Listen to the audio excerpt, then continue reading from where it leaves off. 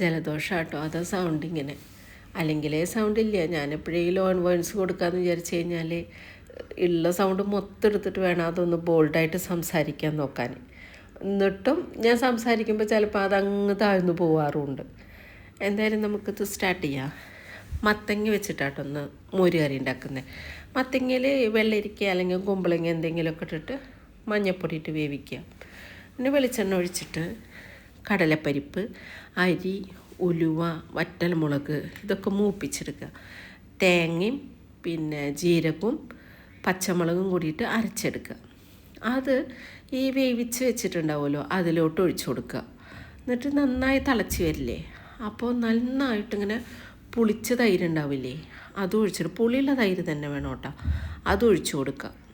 എന്നിട്ട് അതൊന്നിങ്ങനെ ചൂടായി വരുമ്പോൾ വെളിച്ചെണ്ണ ഒഴിച്ചിട്ട് കടുക്, ഉലുവ, വറ്റൽമുളക്, കറിവേപ്പിൻ്റെ ഇല, കായം, മുളക് പൊടി ഇതൊക്കെ ഇട്ടിട്ട് മൂപ്പിച്ചിട്ട് ഈ കറിയിലോട്ട് ഒഴിച്ചു കൊടുക്കുക. നല്ല രസമാട്ടോ. മത്തങ്ങ ഒരുപാട് വെന്ത് പോകരുതേ, നല്ല ടേസ്റ്റാട്ടോ.